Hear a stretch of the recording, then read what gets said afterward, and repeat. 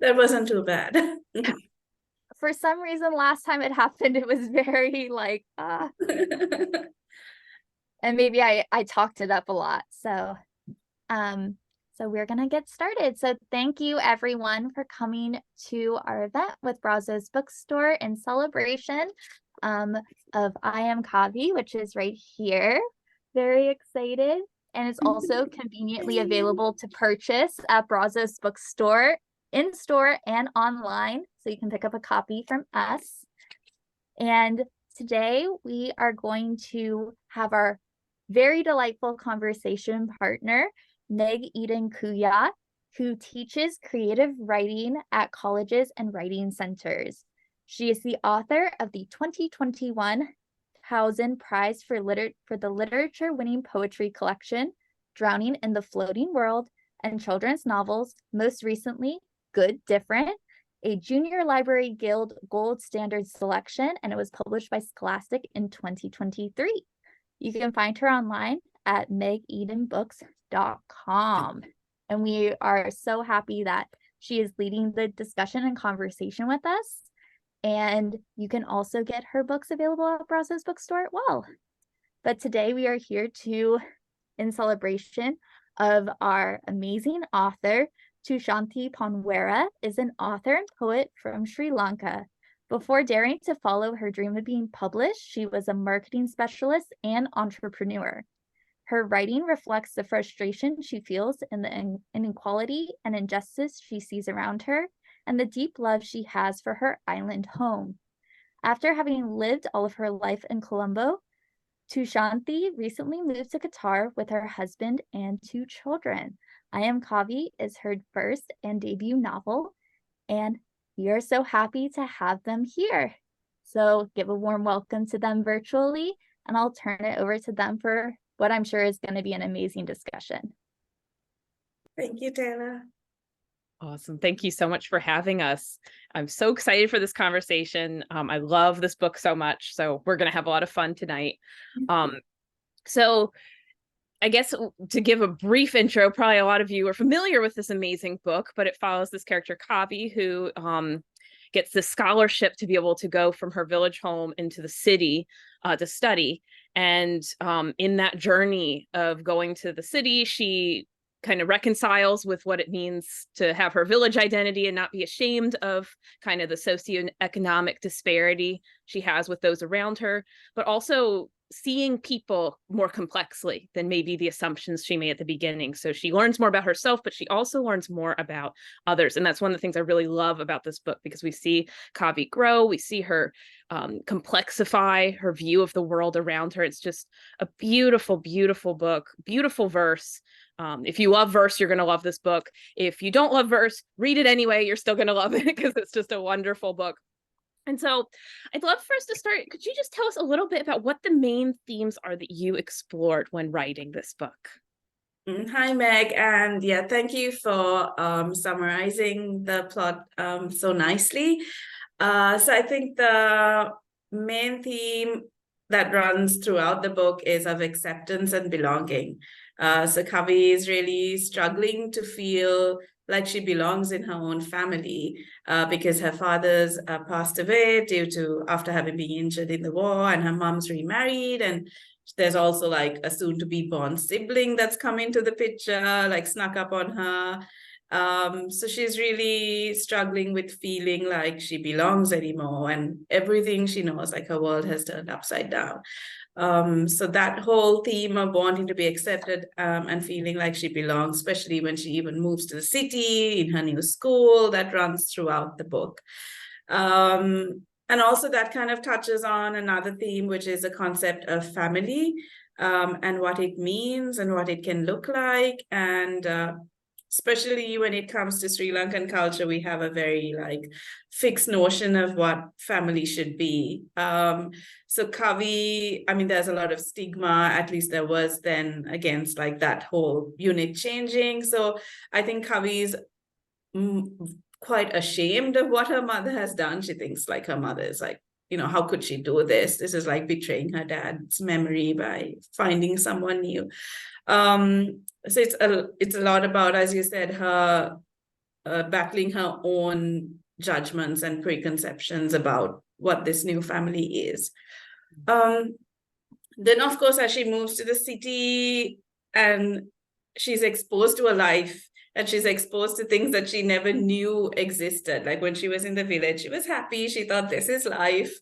This is all it is in her own cocoon. But then once she moves to the city, she's like, what is happening? And I think for the first time, she starts to see a lot of disparities. So there's wealth and class divisions, and then what privilege means. So I think she's kind of coming to terms with all these things. And these are things as a person, I struggle to sometimes come to terms with. So I think it kind of showed up a lot in my work. And then, of course, as an undercurrent to all of that, there is the war. Then there's conversations around race and religion. Basically everything you're not supposed to talk about on a first date. I brought into this book. So yeah, it's all in there.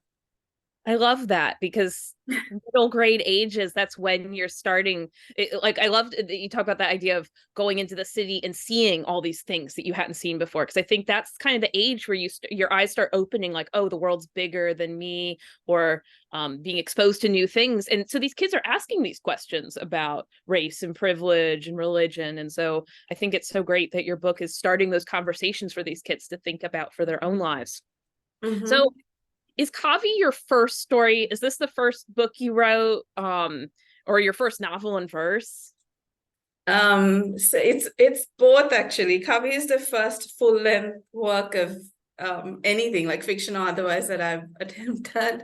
Yeah, I think like when I made up my mind, I gave it my all. And so I think if not for the fact that I had discovered the verse genre, I don't think I would have had the motivate, like maybe the courage to kind of attempt a full-length novel, because I was always intimidated by the fact that I would have to come up with like 50,000 plus words, and that would have been enough to be like, no, I don't think I can do that. But this was like, oh, this I can manage. And it was so refreshing to read verse novels and to find a whole story in there, like through so few words.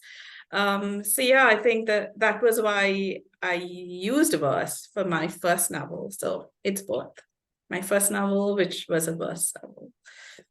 That's incredible, and that speaks to your talent that your first book can come out so good. I don't know, what if that's all I've got? Yeah, fingers crossed.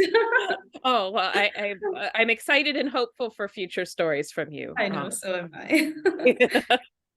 So what was the process for this story? So this is a question I guess everyone asks, but everyone's always interested in. So like this idea of from idea to publication, what did this look like?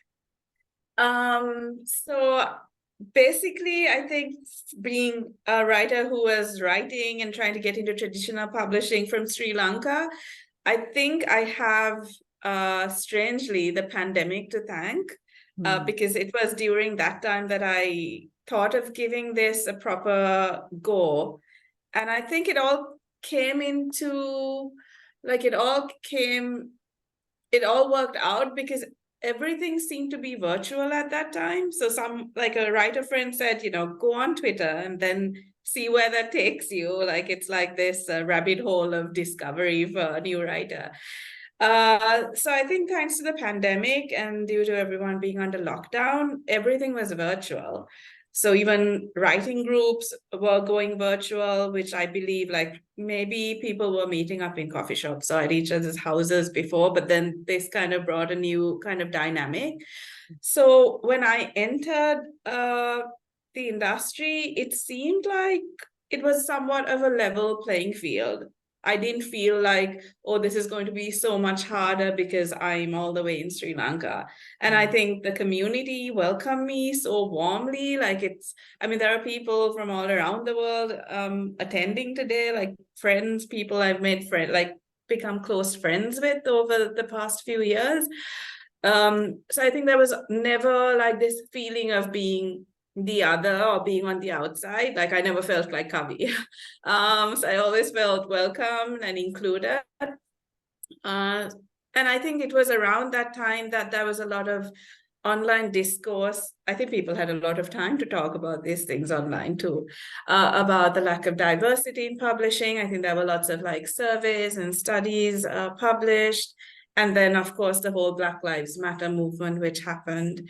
And it raised a lot of conversation about needing diversity and leveling the playing field when it came to especially kid lit.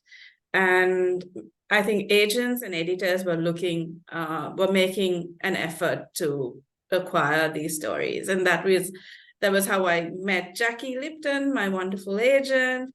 And I also was fortunate to get a mentorship with We Need Diverse Books with my mentor, David LaRochelle. So that really helped. And I think everything just came together. And after a few rounds of edits with Jackie, we subbed, and the book finally sold at auction not too long after subbing. I think it went up into 2 rounds of submissions, and then there were 3 offers, and then we went with Holiday House. But what I also want to say was there was like opportunity and timing, and that worked out. But this is something that I have to remind myself, not to discount the amount of work I did to get to this place. Because I don't want it to sound like it was easy, because it wasn't. And I think the point that I'm making is that being from Sri Lanka, I wanted to point out that in case there's anyone watching that's trying to get traditionally published from, developing nations or like countries where traditional publishing is not available in a large scheme, is that we will always be the underdogs. Like in Sri Lanka, we don't have access to like large libraries or the latest titles, and pursuing creative writing outside of a university degree is basically non-existent. No, there are like not many conferences on an international level that we can attend. But somehow that kind of made the challenge that much more sweeter. So I think it's all possible if you really want it. And I think that's also credit needs to go to the publishing industry. I think it gets flack, but I think they are trying really hard to promote stories like ours. So I'm really thankful and grateful. That's awesome. And you hinted at this a little bit, but particularly being from Sri Lanka in this process, what was that process like, writing and submitting from there? Yes, I think I covered most of that in that really long. No, that was a good answer. I just wanted to give opportunity if there was anything you didn't say that you wanted to add.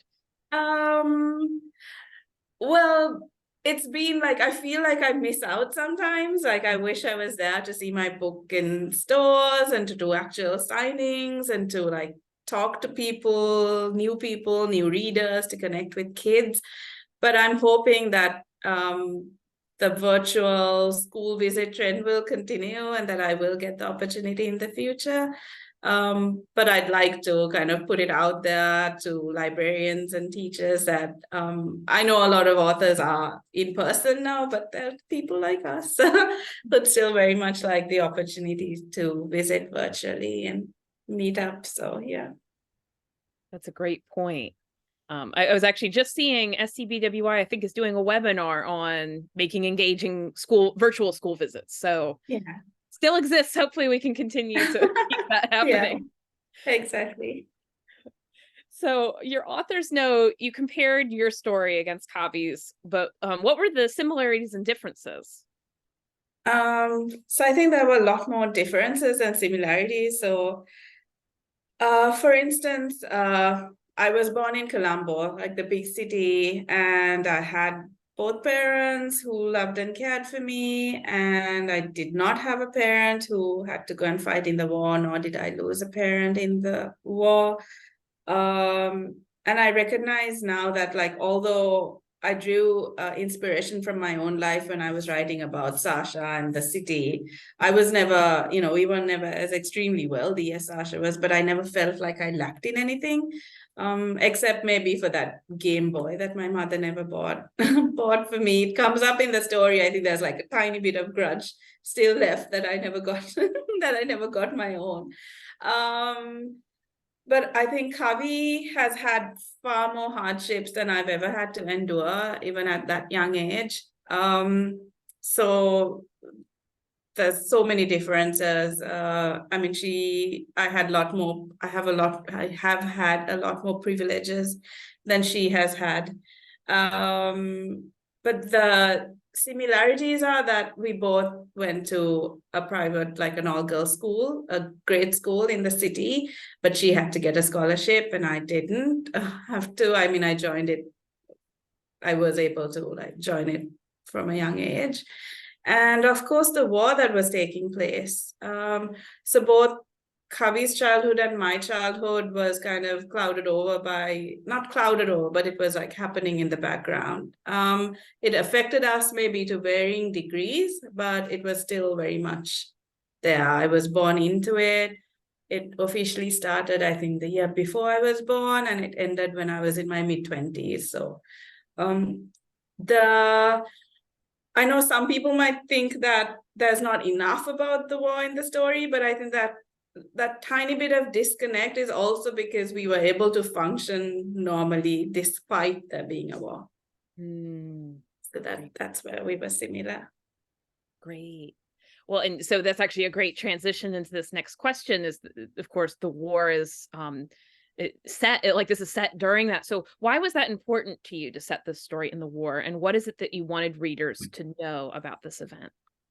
So Meg, I didn't really set out to write a story about the war. I think there are many more Sri Lankan authors that cover it much more extensively than I do in Am Kavi.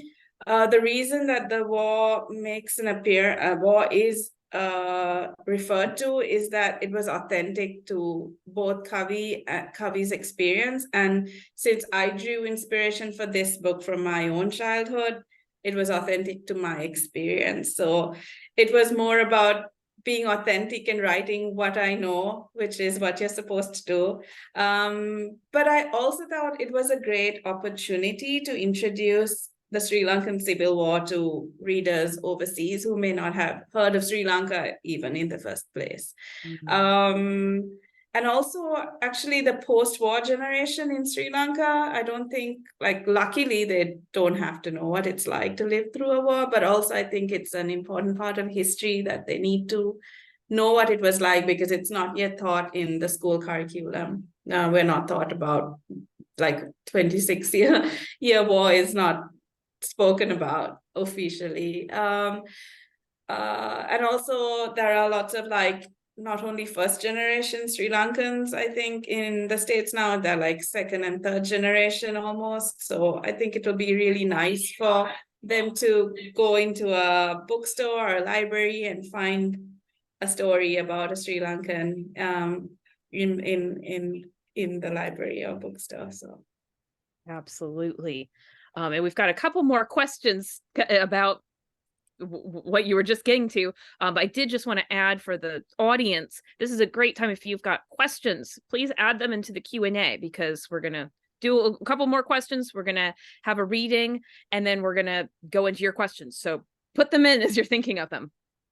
So again, you had a great segue into this next question about Sri Lankan representation, because that's something we really don't see much, especially in Kidlit in the States. So could you tell us a little bit about what that means for you to be a Sri Lankan writer and what representation in Kidlit means to you? So when it comes to Sri Lankan representation in Kidlit, I think there's not much at all. I think around the time I was querying my work, there's another Sri Lankan author. She lives in the UK, but her books are published in the US as well. Nizrana Farooq. She's here, I think. Hi. So I found out that her books are out and her books are set in Sri Lanka. And I'm like, wow, this is so great. So that is actually, there's a handful of books in Kidlit that touch on the Sri Lankan experience. So I think I'm really proud to say that I'm a Sri Lankan writer because although I can never take on the responsibility of representing all Sri Lankan kids, I'm happy that I can add and share to that to that collection of stories that are out there. So it means a lot to me. Absolutely. And it's going to mean so much to those kids, like you said, that, I've never seen myself represented before. And now I can pick up this book and I feel heard. Like that's so meaningful. And that's so exciting. So the last question I have for you is, what would you want readers to take from Kavi's story? So I would want readers to remember Kavi when they feel unwanted, when they feel that they don't belong, that they feel like giving up when faced with a really insurmountable kind of challenge. Because what I love about Kavi is that she was determined to make life work for her no matter what. She was not willing to take, she wasn't willing to take no for an answer. And she had this like stubbornness about her to be accepted and to find somebody who will love her for who she is before, she realizes that it was there all along. So I would like readers to remember that, and also the fact that all these decisions that she made, she gave a lot of thought and consideration to it. And even though she did make wrong decisions, she was also brave enough to go back and fix them, admit to them, make amends. And I think those are all good things that readers can remember, hopefully get inspiration from. Absolutely. I think every reader can connect with those ideas. So I think that's one of the things that makes this book so strong and meaningful. So can you read a little bit from Kavi for us? Yep, I can. So that's my book. And so this part I chose because Kavi's in the village, and it has a lot of details about life for her, daily life, and it also touches on her relationship with her mother, which is at this point rather strained. Daytime Amma. Daytime Amma is not patient. The grains fly out of her hands as she throws them to the chickens. Gravy splatters her blouse while she cooks, and the coconut leaf broom swishes noisily as she hurriedly sweeps the house. I tell myself that she may be faster, but that I do a better job. I pause to pet the cows, nuzzling their sweet noses, thanking them for their milk. And when I make malnu, I cut the gotukola leaves as finely as possible, like you're supposed to. When Amma makes malnu, the pieces are so big we might as well have plucked the leaves off the ground and eaten them straight. Even our little front porch is spotless after I'm done sweeping it. I feel rather proud of myself, though Amma keeps telling me to hurry up and doesn't praise my work like she used to. Daytime Amma is not patient. The morning sunlight frames our shadows as we walk past the cluster of small houses around our own and make our way to the common well. This is where we wash ourselves, our clothes, to get ready for the day. I to go to school and she to go to the paddy fields. Amma draws the water, the muscles in her arm pulsing with each pull of the rope, the metal bucket at the end of it not spilling any water thanks to her steady hands. I tried doing it once, but it was taking too long, and by the time the bucket was up, half its contents were out. And Daytime Amma is not patient.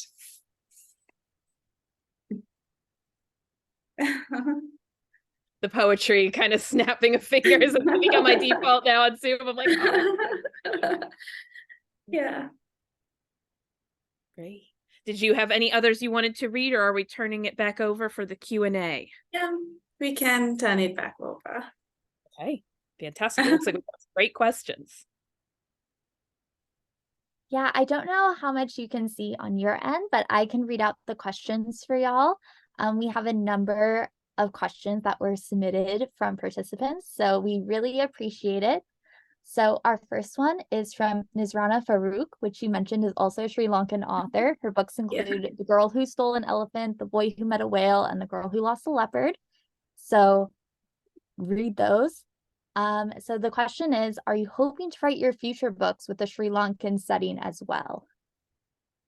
I'd love to challenge myself to step out of that box, but also I think I really love writing about Sri Lanka. I think I write best when I write about what I know and about, like, so far I really love in writing realistic fiction. So I think as long as I'm working in that genre, I will be writing about Sri Lanka. So I hope there'll be readers who want to read more about it. Perfect. And since I Am Kavi is your first book, we have a couple questions of what is your next project if you have that in the works? Is it going to be another novel in verse? Is it going to be a more traditional formatted book? What's kind of coming up? If you can share it with us, because I know publishing, sometimes they're like, don't share. As I'm working on another verse novel, I have started it and not written it for quite a while. So I'm hoping to get back into it. I mean, I wrote Kavi during, I think, NaNoWriMo in 2020 or 2020. So I'm hoping this November will see me sitting down to get some headway into that new project. And I do have a picture book coming out next summer. I just got my dates yesterday from my editor. So it's called My Best Friend's Bangles, and it'll be published by Simon & Schuster next year. So yeah. Yay, that's so exciting. Our next question says, I love I Am Kavi so much. I'd love to hear about some of the passages of the story you found challenging, either emotionally or from a craft perspective. I think the parts that I found most challenging, that I think I spent more time on, was her relationship, the ones about her relationship with her mother, because I know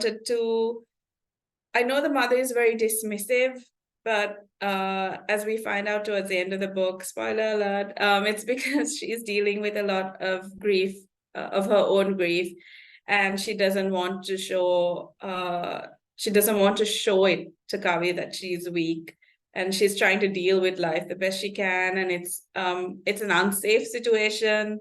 She feels like there needed to be a man around the house for protection. And all these things were beyond Kavi's comprehension towards the beginning of the book. But I think after she goes to the city and comes back, she understands it better. So I think writing those verses at the beginning of the book, and then she comes back home towards the end of the book, and connecting those two in a way that makes sense and in a meaningful way, and really building and bringing that relationship full circle, wrapping it up, that was challenging. And I hope I've done it justice. I think you did it justice. As someone who's read the book, I think it's a very satisfying conclusion, not only from a narrative perspective, but from a craft perspective as well. I think it was very well done. Thank you. So our next question is, I love the first name of your main character. Is there any meaning significance to her name? How about your own first name?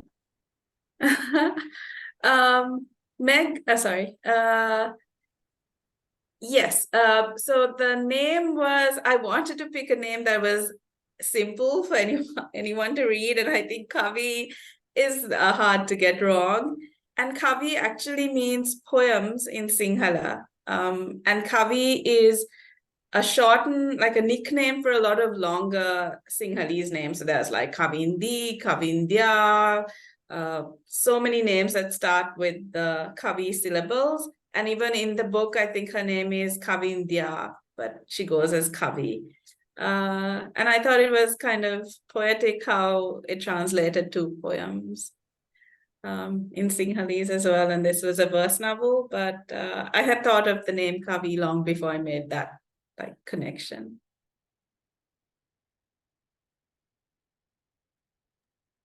Our next question is, do you want to talk about writing multilingually, drawing from bits and pieces of different languages and dialects while making the work accessible to primarily English-speaking audiences?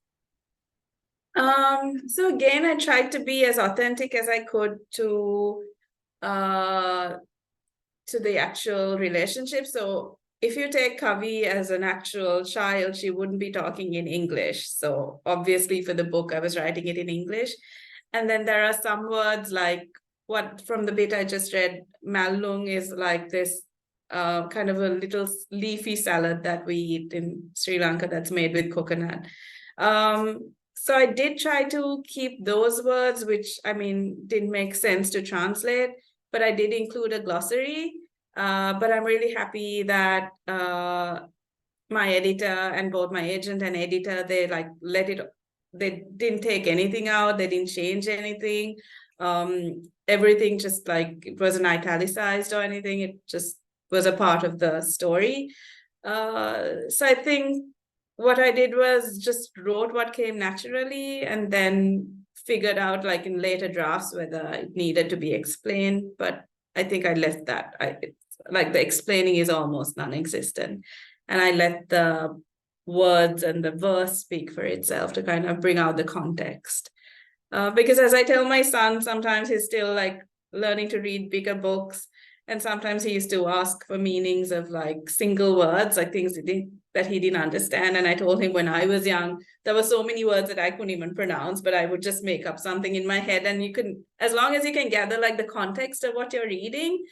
So that's what I hope this will do. And I think writers should stick to including as much multilingual phrases as they can, because I think it makes it interesting for readers too. Our next question is, as a mom now, do you feel like exploring the relationship with Kavi and her mom made you examine how you saw your relationship with your mom and or your own daughter? Yes, definitely. I think you do tend to kind of draw from your own experiences. And what it made me realize is that no matter how much of a perfect childhood you may have had, there will always be times in your childhood that you don't really get on with your parents, or you feel alone, or you feel like they don't hear you. And there is, I think, a definite age. And I think this age that Kavi is at is where it's all beginning, where you're kind of questioning everything and your place in the world and your place inside your own family.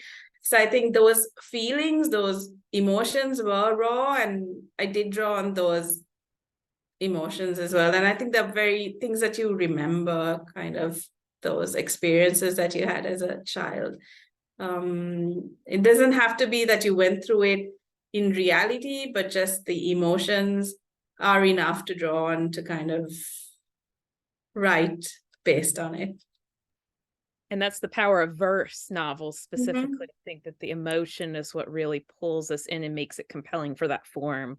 Exactly. So it may have been where I felt like excluded in a friend circle, or a place where I felt like my parents didn't understand me, but then I can like expand on it and make it fit into this story. Yeah, and that's a great segue into our next question, which is, was it difficult to condense everything you wanted to say about Kavi and her story into the sparsity of the verse novel format? Not really, because I think I'm a classic underwriter. So when I first wrote Kavi, it was like, okay, I have 15,000 words, let us divide it into 30, and this is how much I need to write. And I'm just going to write this many words and get it out, like get the first draft done. So I think the first draft was like 17,000 words. And at the time of publication, it was 24,000. But I never felt like my first draft really lacked the bones of the story. I think what happened was that we added a lot of details and world building and context to the bare bones of the story. So I felt like verse is just very, how do you say it? It's very, like you can do so much with it. Like you can write more if you want to, but you can also write less if you want to. So I never felt like it was difficult. Would you say, are you a planner or a pantser when it comes to writing? I think I'm a plant star, whatever the combination of the two is. So yeah, I can share a bit about my process there. And this I learned a lot. Like I'm in a writing group called MG Waves, and it's like a group of like maybe 20 middle grade writers, and I learned so much from the different methods. So what I do now is I come up with a synopsis, like a full-blown synopsis. And then I kind of try to follow the Save the Cat beat sheet. So I kind of divide the synopsis into beats. And this is where reading on reading ebooks comes useful. So since becoming a mom, I've started reading ebooks because it's easier to read at night when the kids are asleep and the lights are off. So I could always see when other authors were moving from one plot point to the other, because in the ebook it shows like the percentage where you're at. So I used to like jot those down, like of books that I really enjoyed, verse novels, and like study them and see how the story flowed. So then what happens is I start writing and I try kind of to stick to this speed sheet and complete the story. But then the story also takes a life of its own and may veer away from the synopsis. But it's more like a rough outline and then kind of pantsing my way through the draft. And another good segue is if you have any major rewrites in the novel. No, actually, I didn't. I was really lucky, and I think my agent Jackie and my editor Maura can attest to that. They were really happy with like the lack of rewrites that was needed in this story. Like it was mostly adding on things, and I didn't have to change anything of the storyline. So I was really happy about that as well. And I believe one of our final questions from the audience, and these were all really wonderful questions. I know, there's so many. Thank you. And they're all very thoughtful. So I really appreciate it from our audience. It's really great when we have a really engaged crowd. So I really thank you from Braza's perspective, and also just from like a person listening to the conversation. And so our last question is, what experiences and or people inspire the character of Kavi? What part of the story did you write first?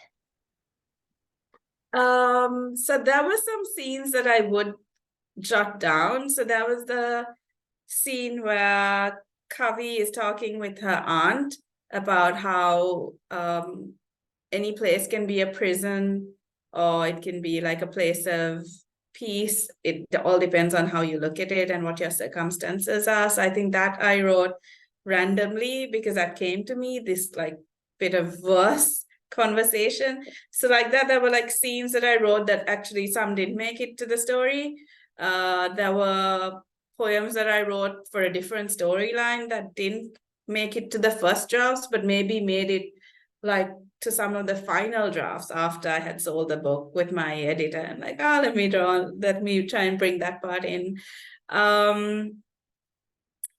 So sorry, what was the question again? Yeah. Sorry, I just made it go away. I believe it was what people or things inspired the character of Kavi, then also what part of the story did you write first?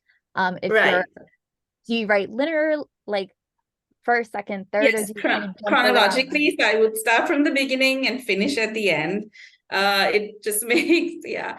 So every day I would just keep adding. So this is where she is. What would she do next? So I get into like her head and be like, okay, what is she seeing around her? Who is around her? What sort of dialogues is she having with these people? And how can this verse, why is this verse necessary to the story? And how is it adding to the plot line? How is it moving the story forward? So I would take it forward in order like that. And what I drew inspiration from is, so this was, I think I talk about it in the author notes. This is a short story that I wrote when I was in school, when I was 17 years old. And Kavi's name was Sumana back then. And it was about a child sitting for her Buddhism test in school, going through like the precepts of Buddhism. And one of them is, I will not lie. And then it brings on this whole spiral of guilt of having lied to her friend. So that was my main inspiration. I was really fond of that story, and I had saved it because my mom used to save everything that I would like win or be good at. She'd like have a file.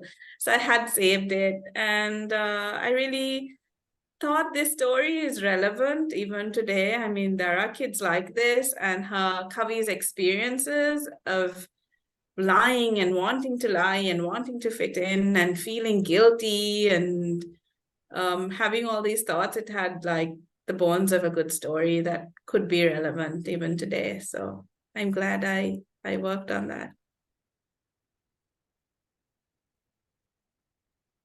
Perfect. We have one final question, actually two, because I have a question at the end. What are some verse novels that have inspired you? So when I was getting inspiration for this book, I read a lot of verse novels from authors from underrepresented cultures. So Tanha Lies Inside Out, I thought was just beautiful. It was one of the classics that was like on all these recommended reading lists, and I'm so glad I read it because I felt like she captured the voice of that child going through this really tough transition so well. And she was talking about like big issues and big problems like the war and moving to a new country, not knowing a language, while still maintaining that innocence of a child's voice. So that was one. And then Jasmine Varga's Other Words for Home, that was inspiring as well, because again, that touched a lot about the themes that I'm interested in exploring, like family and change and transition.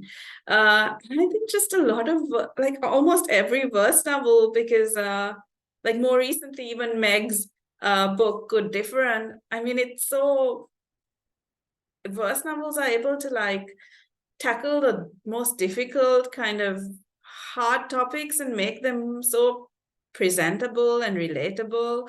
And then at the end of it, you're like, wow, that was a lot of emotion, but I didn't really feel that weight when I was reading it. And that's something I wanted to do with my book. So I think almost every verse novel.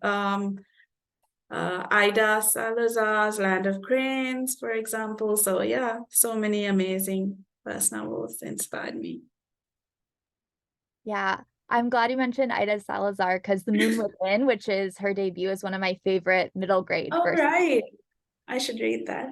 It's really great. And my last question is for both of you.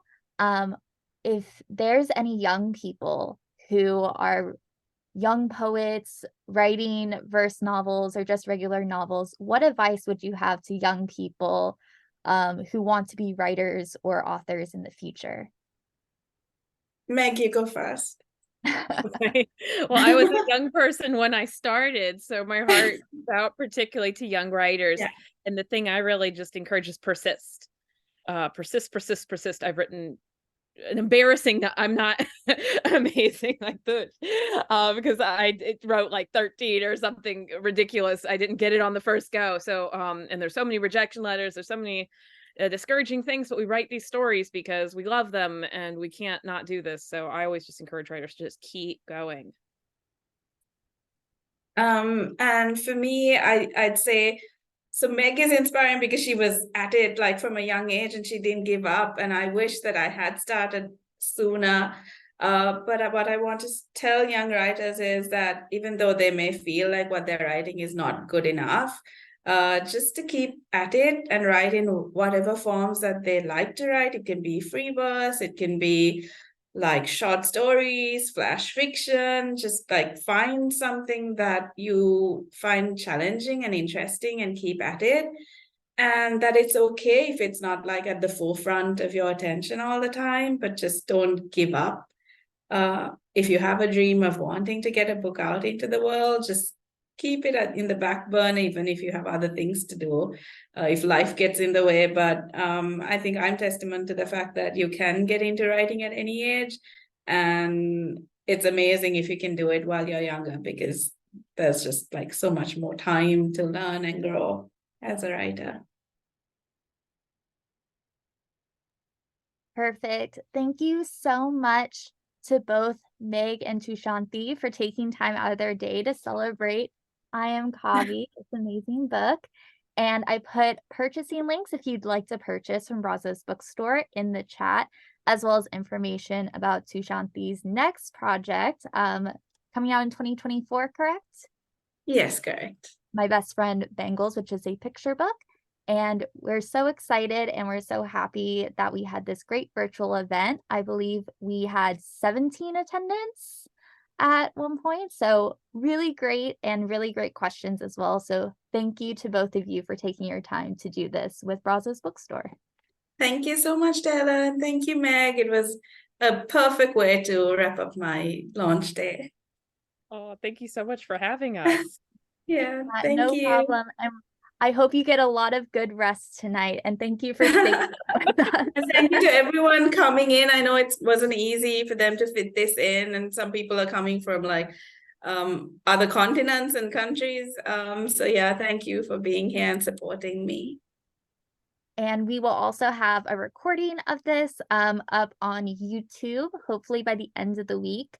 And so we'll have links to that as well if you'd like to share it with anyone in your life that they think this conversation would be of interest. And of course, you know, read this amazing book. Thank you. Good night. Thank you and have a good night. Bye.